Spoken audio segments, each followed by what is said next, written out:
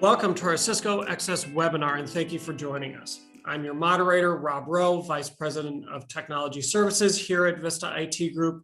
Jeff Stevens, Vista's president, will be covering an overview of Vista as well as Cisco Excess. Then he'll hand it over to Dan Stewart, Senior Engineer at Ingram Micro, a strategic partner of ours, and Dan will be covering Cisco DNA. And now I will pass it over to Jeff Stevens. So let's get in the meat of this real quick, cover the agenda for today. The topic today is exploring Cisco Retail Refresh and Excess, and then Dan's going to cover DNA Center for us. We're going to go through some examples of product life cycles and provide some case studies in terms of where Cisco Excess is going to make sense depending on your infrastructure and your standards. And we're going to give some price experiences between Cisco Retail, which is a word that all should be known as new, and then Cisco Excess, and just kind of compare some of the savings examples you can see from Cisco Excess as part of maybe your overall Cisco strategy. And then Dan's going to spend about 10 minutes toward the end, giving a good overview on the DNA model, and then finally cover some of the different features and what's included in Essentials, Advantage, and Premier. And of course, we're going to open it up to a brief Q&A afterwards. So just a real quick overview on our company, pretty, I guess, sophisticated model here. And what we're going to concentrate on today is really our supply chain core competency, which I'm going to cover in a minute. This is a picture of our building. We got a lot of people that are attending this webinar from all over the country, but for those of you who don't know, we're a Grand Rapids-based organization. We've been in business since 1986, and we're up to over 62 employees now. Some pictures of our technical center. The top right is our integration space.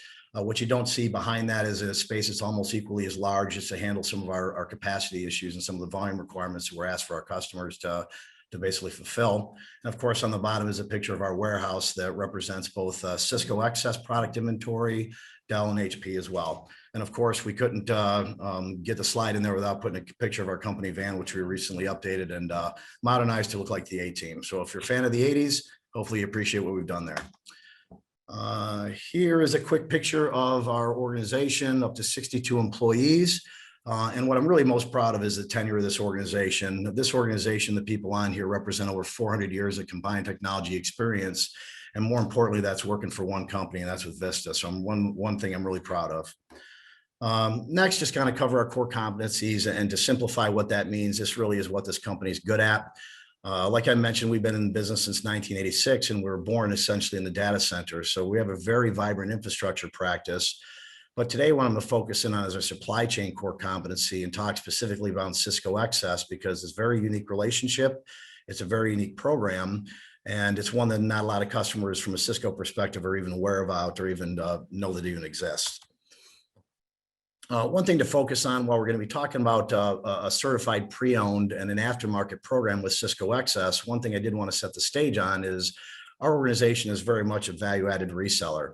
So you look at this slide deck, this doesn't represent all the OEM relationships that we have, but it's just a point to kind of round out this organization does far more than offer Cisco Excess, and not just from a product perspective, but both from a managed services and from a professional services perspective. So very much an overall solution provider. We just happen to have some unique relationships that a lot of people aren't familiar with, which allows me to segue pretty easily in the next slide. Stocking relationships. If you're a customer out there consuming technology, most companies that you're probably partnering with, while might be great organizations, what they typically don't do is inventory products just because of the risk base with that model. Our organization, since we were founded in the 80s, really started and were born with an inventory model, and we used to be a partner with Digital Equipment Corporation. So if I'm dating myself a little bit, it's an organization that doesn't even exist anymore, but from a legacy perspective, it's part of the Hewlett-Packard Enterprise organization now. Cisco Excess is what we're talking about today. I'm considered a customer in the program, and I'm going to explain that a little bit later. But I'm also a Dell outlet distributor. I'm only one of 14 companies in the United States that has this authorization, and it allows me to stock their certified pre-owned, not in terms of PowerEdge products, but all the parts and accessories associated with that. I'm a parts distributor for HP, and I'm the largest in North America.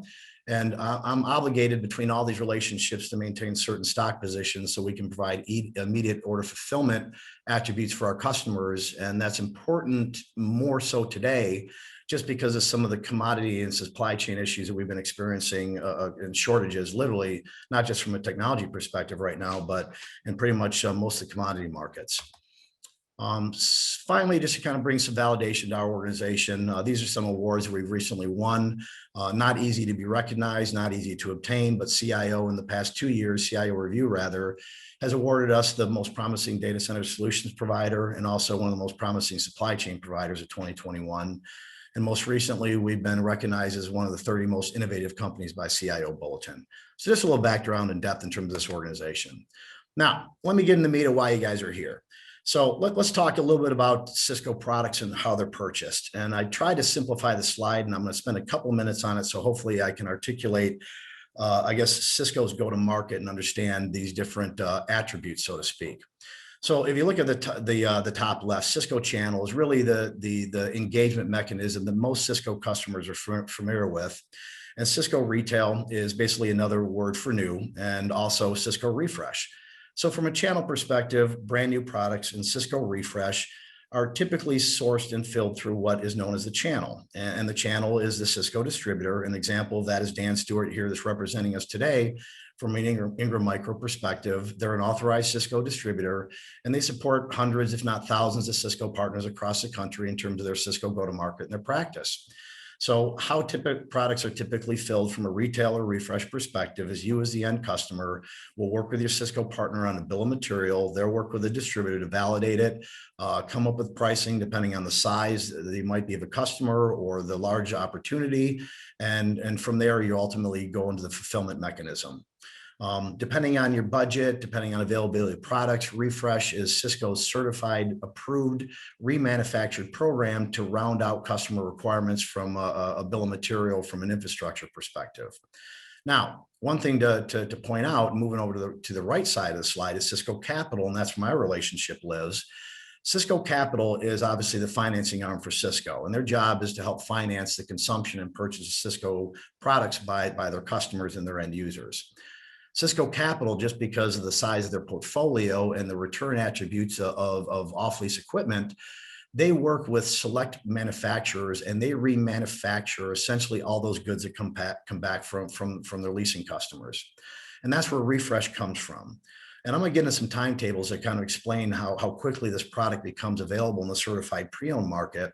But what you need to understand from a Cisco refresh perspective, Cisco's Capital's goal and their primary mechanism is to move refresh products through the channel, which is on the left-hand side of that slide. I, as an excess customer, I buy the product that is surplus to refresh, and that is why they call the program excess. Cisco Capital will sell excess products to me as an excess customer, and that's Vista. I'm going to mention this later on, but in the world, we are only one of 8 companies that have this contract with Cisco Capital to not only sell, but inventory excess products and provide immediate availability to the end customer. So what you can see there is a little bit more of a collapsed layering model. And from an excess and from a Vista perspective, it does provide for a little bit more immediate availability. And happy to spend more time on that later on with you and your account manager if you want me to go in more detail. Hopefully this slide isn't too much of an eye chart, but I want to kind of combine it in a couple of different ways to hopefully articulate the different way that you can purchase Cisco products, and from a Cisco perspective, their preferred route in terms of how you do so. So Cisco retail obviously is where Cisco's major efforts and emphasis are placed. And if you look at the chart going down to Cisco retail, of course, it's going to be SmartNet and DNA eligible. You source that from Cisco partners.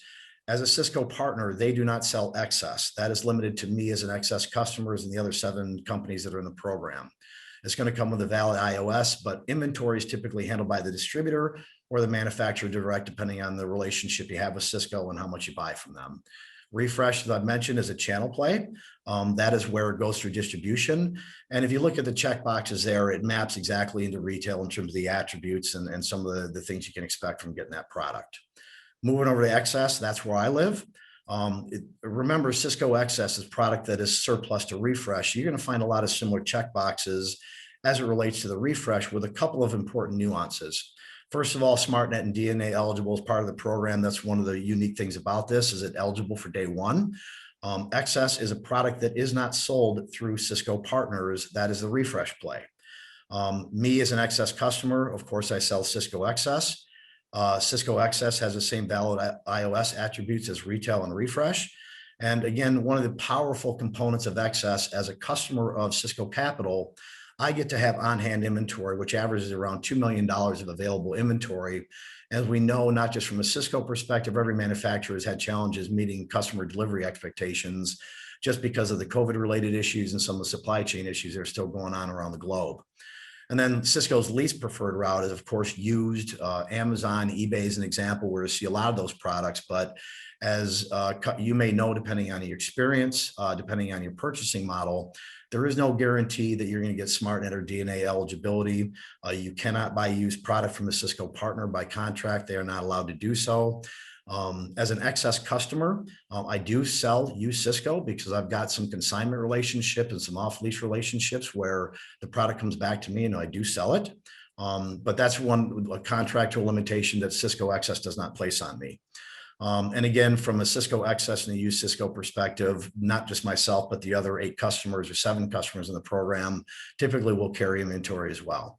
So a lot of time on that slide, so let me catch up a little bit on some time here. If you're not familiar with Cisco Refresh, there is a navigable page. Here's a URL. The next slide, I kind of captured some of the highlights of Cisco Refresh. A lot of good material on there. If you're not familiar with the program, kind of explains a lot of things around Refresh and also provides a link to the Access page as well. So Cisco Refresh, if you've been around Cisco for a while, they're remanufactured, certified, pre-owned, whatever you want to call it. It's been in their ecosystem for over 20 years now. And it used to be named as CCRE, which is Cisco Certified Refurbished Equipment. But knowing the exhaustive remanufacturing process that they've gone through, they went through a rebranding exercise a couple of years ago because the process that Cisco Refresh and Excess goes through really is exhaustive. I've been to the plants where they do the remanufacturing, and it's incredible to see, and the product quality is absolutely phenomenal. The rebranding is really just part of Cisco's overall corporate social responsibility environmental impact initiative that incorporates not just Refresh and Excess, but a lot of philanthropic and environmental activities that Cisco as a major manufacturer can have some positive impact in terms of environmental footprint. And then again, Excess and Refresh is really officially remanufactured by Cisco, quote unquote, when buying new is not an option. One thing you'll know is that between retail, Refresh, and Excess, all the SKU sequences are identical with a couple of things that make them unique in terms of identifiers. RF is the appendage you'll see at the end of the SKU for Cisco Refresh. And again, RF or Cisco Refresh products are only sold through authorized partners or directly from Cisco. And there's the page to Refresh as well. Now, here I'm dating myself a little bit, so I hope I have some fans of Seinfeld out there because I grew up in the 80s, hence the V-Team van and the A-Team van reference, and of course, the reference to Cisco Excess. Great scene. One of the challenges I face as a Cisco customer is to validate the existence of Cisco Excess, so we thought we'd have a little fun with the slide because Cisco Excess is real and it is spectacular. So moving along here. Here's the public URL for Cisco Excess. It talks about the official refurbished product offering. And I took some highlights to the official Excess product positioning statement on the next slide, just so you understand summary what the differences are. And again, this is Cisco's positioning statement. Essentially, Cisco Excess is a surplus to Refresh. So where does that product go? Cisco's position officially is that reuse is the greenest form of recycling. So that's where Cisco Excess has a play, and that's where customers find value in it. Again, it's a program that's managed by Cisco Capital. It's part of the same Refresh program, and it's part of the same corporate social responsibility initiative. And again, the Excess products go through the same remanufacturing process that Excess does and Refresh, because it's all handled by the same equipment remanufacturer that Cisco contracts with. And the only thing unique about Excess is it has had its own unique SKU is ends in a -WS for Excess as an identifier. Otherwise, the SKUs would be identical to retail and to Refresh. Some things about Vista and Cisco Excess, just to clarify, we are not a Cisco partner. Again, Cisco Capital designates me as a customer, and that allows me to have the unique position that I do with Cisco Excess and that stocking relationship I mentioned before. We're one of only 8 companies in the world that have this relationship, and that's why a lot of you might not have heard about it before. The serial numbers are all clean. It doesn't come with somebody else's SmartNet information on it. We've been in this program for a number of years, and this has not happened to us once in the millions of dollars of products we've sold since being in this relationship. And one thing to be really to emphasize is the pricing discounts out of the gate that are afforded to our customers, and also the broad representation of the portfolio, because it is the end-to-end Cisco's portfolio that you would get from a retail or refresh perspective. So it's UCS, Cat9K, IP phones, small business, and more importantly, Cisco UCS. And if you want to learn more about our relationship with Excess, there's a link to the landing page on this slide deck as well. Just some Cisco by the numbers. We carry on average over $2 million of Cisco Excess inventory. I mentioned we're one of 8 companies in the world that have this relationship. It's not easy to get and it's not easy to maintain. But just to give you an idea of the volume that we do, last year we sold over 1,200 Cisco UCS servers, almost 6,000 switches and routers. And since we've been in the program, we sold over $10 million of Cisco Excess product alone. So once you consider Cisco Excess, Cisco Excess typically comes available about 18 to 24 months after a new product launch. And some real good examples that tactically our customers have shared with us in terms of where they've leveraged Cisco Excess to just kind of round out their overall Cisco consumption model is to maintain model standards, infrastructure consistencies in their environment. When a product goes end of sale or end of life, lead time issues, which is very common right now, emergency orders, overnight delivery requirements, unplanned outages, all these things is a potentially good play for Excess. And again, just because of the stocking positions we have in the media availability. Here's a helpful slide. 3850, very popular switch, been out in the marketplace for almost 8 years now. One of the great things about Cisco is they do have very long life expectancies compared to the compute architectures that most of the manufacturers have 3 to 5 year life cycle at best. But what you can do is start planning with Cisco Excess when to leverage this as part of your consumption model, especially when product goes end of sale. You can still buy these products in excess condition once the channel no longer has stock. So our job is to flatten out that refresh cycle, extend the life expectancy of your environment, and allow you to continue deploying those model standards in your environment if Cisco channel or your partner doesn't sell that product anymore. Final example here is the B200M5. If you're a Cisco UCS customer, they just did a refresh with the new Intel processors are coming out. So they've labeled it the B200M6, but that product was launched in 2017. It's been available to us as Excess for a couple of years. And now you can start mapping into, if you're a UCS customer, when to start looking at UCS as a viable, or Excess rather, as a viable alternative to retail or refresh, depending on the availability. If you are not in tune with Cisco's notifications, here's a link that I'd suggest you sign up for.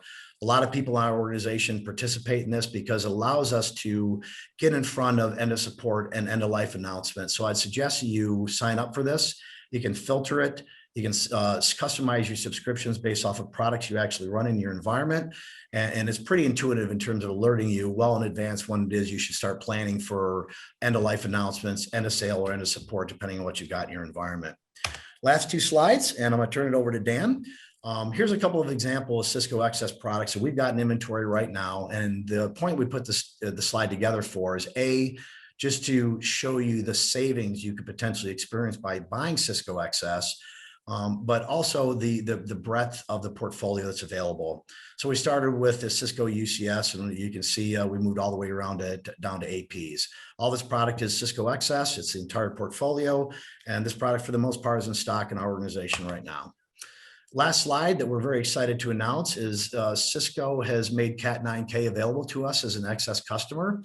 As we know, Cat9K is a new launch, not only in terms of the switch and route product, but also with the new DNA Center and the whole subscription model that Dan's going to cover here in a minute. There's some pricing examples of some more popular Catalyst switches. But one of the things that is unique about the Cat9K process for us as an Excess customer is it is an order fulfillment model, meaning DNA is still required at purchase. Same thing with refresh and retail. You buy Excess from me, I place the order with Cisco Capital, I deliver it to you, and once you take receipt of that product, you need to provide me with your sales order that validates that DNA has been added to the particular switch that you purchased from me. So a bit of a unique change in terms of our program. Right now, we do not stock Excess, and then there are now plans in the conversations with Cisco to do so, but they have made it available to us. But with a whole new DNA subscription model and the requirement to purchase DNA, Cisco Capital made it available, but the DNA purchase is required, and we will require or ask that of you after you purchase the product from us. So I hope you guys find my portion informative. I'm going to move it over to Dan. Dan, thanks again for the support as always. Ingram Micro is one of our partners. They're one of the largest distributors in the United States and one of the largest in the globe. We buy a lot of product from Ingram Micro, but as I mentioned before, we are not a Cisco partner, but Ingram Micro is a Cisco distributor, and part of Dan's job is to support Cisco and the Cisco ecosystem and educating customers on all things Cisco. And today we're going to talk about DNA Center. So Dan, thank you again for the partnership. I appreciate your investment in us and in our customers as well. And I'm going to turn it over to you. Thank you. That was a lot of information compacted there with really good details. So happy to be here and really excited to share some of that information that you were talking about as it is regarded to those new Catalyst 9000 series switches and really Catalyst 9000 series as a whole. So with that, I want to spend just a brief amount of time talking about Cisco's go-to-market strategy, trying to demystify a little bit of their movement to software, why DNA Center is so talked about and somehow, to a degree, a little bit misunderstood. So I want to make sure we can kind of come away with some understanding of why Cisco is providing these licenses as opportunities with our switches, and we'll see why they're mandatory going down that stack. So I like starting out with an analogy. So we can be familiar with what Cisco's trying to achieve. And I like wrapping it into a smart home environment where you take separate systems. We have a heating cooling system and you have a separate electrical system, and you can make them smart with a smart thermostat and smart switches and smart plugs, but they operate independently still. They don't really talk to each other, but they still are part of the same house. They're still part of the same user comfort experience. If we introduce a central brain into our home, into our IoT, our smart home adventure, that smart speaker can talk to both our heating cooling system and our smart switches, and I can give commands just to one device that can interface with two different devices equally. So we're kind of unifying platforms, unifying intelligence, and then taking two different worlds and kind of merging them together with a central brain. Cisco is looking to evolve that in the space of networking infrastructure. So the DNA Center solution that has been talked about and really been in the market for, I think, over 3 years now, when Cisco launched these Catalyst 9000 series family of devices, switches, and access points, they included the requirement to purchase these subscription services. And those subscriptions were what you would tie into this central brain server, which is a pre-configured DNA Center appliance. The idea is that from this DNA Center appliance, you can orchestrate, you can automate, you can do a lot of great functionality that you wouldn't typically see if you were treating these pieces of product separately. In an environment, you might just have a switching engineer doing switching things and configuring their environment there. And you might have a different wireless technician doing the wireless technology, because that kind of speaks a little bit of a different language, all trying to be part of this infrastructure conversation.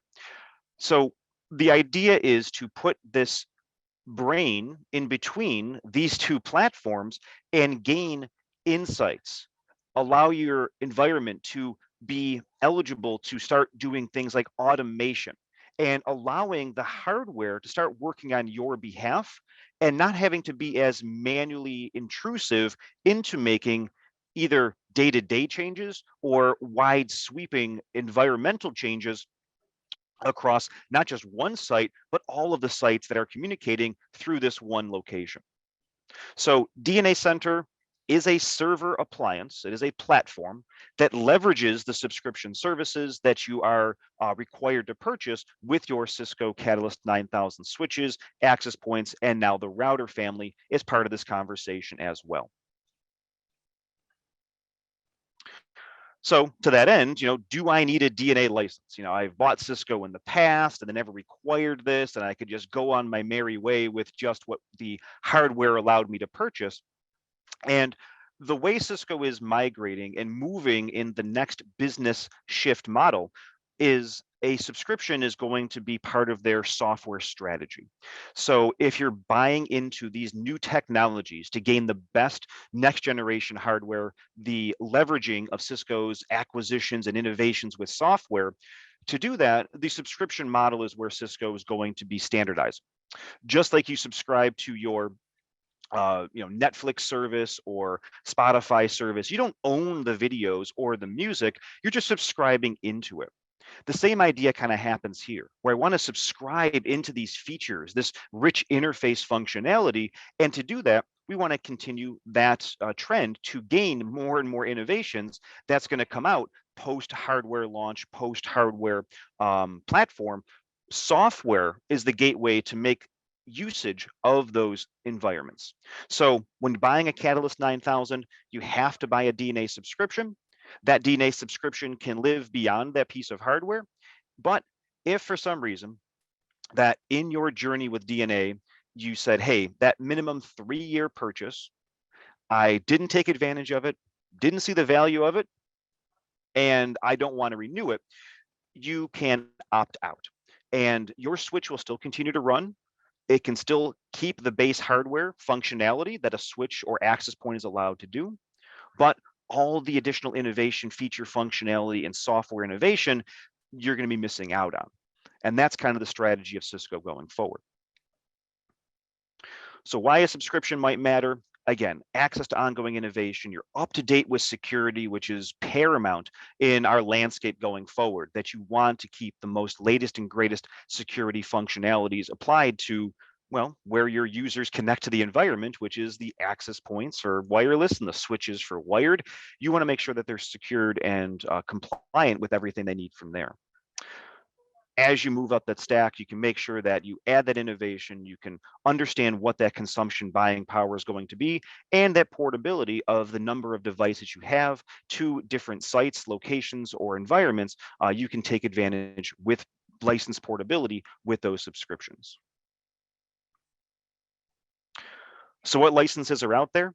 Cisco has 3 different license tiers, and this applies to any of their infrastructure portfolio of route, switch, or wireless products. From the bottom, you have DNA Essentials, which is really just getting your core functionality of the device and some base automation and some base management when applied to the DNA Center appliance. We like to recommend the DNA Advantage licensing tier because that's really where Cisco puts all their goodies from the subscription capabilities. You start getting advantages of the automation functionality and the troubleshooting capabilities you get with the analytical piece of DNA assurance coming from the appliance that kind of looks like a complete machine learning idea of understanding everything going on in your environment and proactively helping you troubleshoot or mitigate issues before they're submitted by your users. And then at the top tier, you have DNA Premier, which is really focused on adding security elements into your environment that goes beyond just the switch or just the access point. It brings in things like Cisco's policy engine, like Identity Service Engine, things like Stealth Watch for additional network analytics. So if security is top of mind, and that's something you want to lead with your customers, which I can evangelize, the Premier licensing brings in a lot of other complementary software packages into your wired and wireless infrastructure. And we can see some of those features broken out from here. And again, I highly recommend starting with the DNA Advantage as your go-to starting conversation of why you should adopt these features, move up with security, and then really only move down with Essentials from a pure cost discussion. Not going to get into the nitty gritty of all these features, but I kind of want to just have it at the ready for the recording or any slides we might share with the features that you get with the base perpetual components, or what the hardware will come with as you apply these licenses into your environment. Those are in blue. Those network essentials or network advantage pieces are tied to your switch. So that's important because, again, if you don't have the subscription renewed, you don't apply a DNA Center appliance to the active subscription, your switch will still run. It'll do all those features in blue, depending on which bucket you've organized that purchase for. If you buy just network essentials, you're kind of saying, I want this to be a layer 2 switch, the basic switch functionality of the things that a switch should do. If you adopt the advantage conversation, even if, again, you're not taking advantage of that subscription just today, but you want to get the switch into being that more full featured hardware device, the network advantage perpetual component, that's where you're going to find your extensive routing functionality. So things like any of the layer 3 functionality, things you've asked, and we saw on the slide prior, like that 3850 switch was bought to do a lot of routing capabilities. Well, you want to make sure that that's still a conversation you're going to have as to what do you want this switch or access point device to do? And then once you have that conversation, at minimum, it's going to point you into one of those two perpetual license buckets of essentials, or most likely with the more functioning capabilities, the network advantage will give you more and more functionality even without the subscription. But if you move up to the green tier where you see the subscription now starts adding more capabilities, more functionality, most of that is tied when you apply it with a DNA Center appliance in your environment. Some specific features can live without the DNA Center appliance. They have a feature there called encrypted traffic analytics that just lives with the subscription that's applied to a different set of softwares. But a lot of the extra innovative features is coming with those subscriptions. And again, we can spend hours, if not days, going down what Cisco has done with these platforms, but really just want to make sure we're comfortable understanding what is available perpetual and what's available as a subscription. One thing that comes up often is, how does SmartNet figure into this? Because I've heard of this SmartNet, this uplift warranty opportunity. Is that something we have to talk about with our environment still, even if I'm buying the subscription service? And the answer is, depends. SmartNet is going to give you additional hardware advanced replacement support. But the nice thing is Cisco is kind of given the base Cisco switches and access points a limited lifetime warranty of hardware. So out of the box, you're going to have a default warranty with these pieces of equipment. That's going to have typically a 10-day advanced replacement lead time. If these devices are mission critical, you want next business day hardware replacement, you want 24/7 support, yeah, SmartNet would give you that from a hardware standpoint. Otherwise, your DNA subscription will give you continued access to the software download, software feature functionality of that platform to continue the ongoing innovation, and it will give you tax support regarding that DNA subscription as well for those DNA and hardware related functionalities. So most times the default warranty is good for a lot of situations. If you need better, buy the SmartNet Total Care package. If the subscription's with your product, you get the software downloads from there, and that's usually good to keep yourself continuing. Again, minimum purchase for the subscription is 3 years, and it can be an incentive conversation when you look at renewal into that environment of how are we treating our switches, what can we do to get more out of them. That's where we can now have that renewal conversation post-purchase. Cisco is helping to bring that DNA Center appliance purchase. That server is a pretty beefy server. It's got a lot of computations to run. It's a pretty well built piece of equipment that you can purchase that, again, is dependent on the devices you want to feed into it, the subscriptions that are tied to those devices. And Cisco wants to get these appliances in the hands of their customers. So what they've done is they've created these discount promotions that run currently now between the end of Cisco's fiscal year, which is the end of July 2021. And it says if you purchase a set number of eligible devices, these Cat 9K products, with their subscriptions, and the total accumulation of those subscriptions over the past fiscal year from last July 2020 till July 2021 this year, all those combined purchases for an end user can be applied to get a discount of that appliance. So they're trying to make these appliances more reachable for customers who might be smaller to mid-sized customers, knowing that they may not have the size footprint that the enterprise environment where DNA Center is initially catered towards we're trying to bring that into more hands. So Cisco's saying, hey, let's look at all the purchases of all these great Cisco pieces of hardware that had to have all these subscriptions tied to them. And if you've made those investments over the past year, and they've met this dollar threshold, hey, we can get you an appliance for less than list cost up to these tiers you see here as part of a current promotion. And we hope will extend into Cisco's next fiscal year as well, with more and more innovation, hopefully bringing down this great opportunity to more and more mid to small customers because of what value it does provide to any environment that does adopt this solution. Lastly, I just want to kind of leave you with not a demo, but just a slide of one of the feature functionalities you get out of DNA Center over its many areas that it can support. But the assurance feature that comes as part of that DNA Advantage licensing, wired and wireless, tied into DNA Center appliance, now starts giving you real-time health analytics of your network hardware, applications, and the clients themselves from a historical viewpoint, rolling back as far as 7+ days. And I can see, what was that client's experience? Were they able to onboard, authenticate? What was the health in their on my environment? Were they having a good wireless experience or a bad wireless experience? Was it in a certain part of the building that was more saturated than others?